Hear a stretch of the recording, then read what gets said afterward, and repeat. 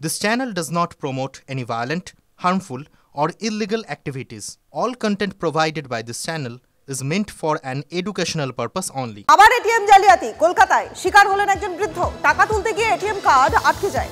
হেল্পলাইনে phone করতেই বলা হয় যা নির্দেশ দেওয়া হচ্ছে সেই মতো কাজ করতে। সাহায্য করার জন্য একজনকে পাঠানো হবে বলেও জানায়। পরে তাকে জানানো হয় যে কার্ড পাওয়া যাবে তারাতলাতে, কিন্তু ওই ব্যক্তি কার্ড পান ঠাকুরপুকুরে।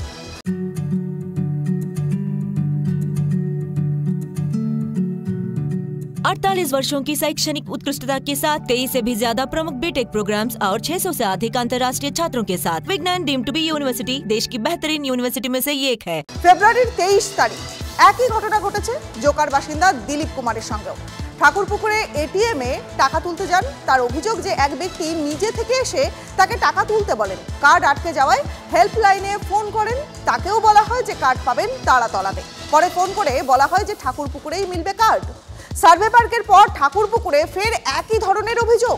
এছাড়াও রাজ্যের বেশ কিছু থানা সহ কলকাতার বেশ কিছু থানা এলাকাতে বাড়ছে এটিএম জালিয়াতির সংখ্যা।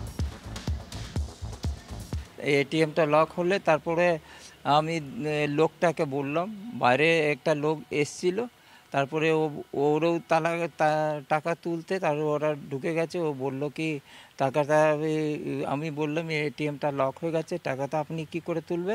তারপরে ও বললো কি ঠিক আছে, ওই দেখুন এখানে একটা নম্বর আছে, ওকে কল করুন, লোকটা এসে তারপরে আপনার এটিএমটা বার করে দেবে। ওরা আমাকে যে জিজ্ঞেস করে করে আমাকে বললো কি এটা এরকম করুন, আর ওরা এরকম করবে। তাহলে ও বললো কি আমরা যাই। আমি বাড়ি এসে তারপরে আমি জানলাম কি ও লোকটাই তো আমাকে ওর নম্বরটা দেখিয়েছে। আমার নম্বর মাথা ছিল না, ওটাই দেখিয়েছে কি এখানে নম্বর আছে, এরকম করো। সার্ভে পার্কের পর এবার একই অভিযোগ ঠাকুরপুকুরের এক এটিএমে, যেখানে এটিএম কার্ড ঢোকানোর সঙ্গে সঙ্গে এটিএম কার্ড বন্ধ হয়ে যাচ্ছে। আর এটিএম মেশিনের কাছে থাকছে একটি মোবাইল নাম্বার, যেই মোবাইল নম্বরে ফোন করার সঙ্গে সঙ্গেই বলা হচ্ছে যে তারা যে কথা বলছেন সেই মতো কাজ করে যেতে। স্বাভাবিকভাবেই যারা আসছেন, যাদের এটিএম কার্ড বন্ধ হয়ে যাচ্ছেন, তারা সেই কাজ করছেন আর চলে যাচ্ছে প্রচুর টাকা। ঠিক একইভাবে জোকার এক বাসিন্দা এসেছিলেন, তার কার্ড বন্ধ হয়ে গেছিল আর সঙ্গে সঙ্গে ফোন করেছিলেন, আর সেখান থেকেই বলা হয় যে আপনার কার্ড চলে আসবে তারাতলায়, সেখানে যাওয়ার জন্য।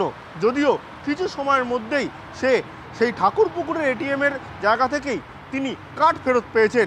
এইভাবেই কলকাতা এমনকি জেলার বেশ কিছু জায়গায় এটিএমের ওপর নজর রাখছে বেশ কিছু অসাধু চক্র, যেখান থেকে সাধারণ মানুষের টাকা আত্মসাৎ হচ্ছে। ক্যামেরা দীপঙ্কর জানার সঙ্গে সুশোভন ভট্টাচার্য, টিভি9 বাংলা।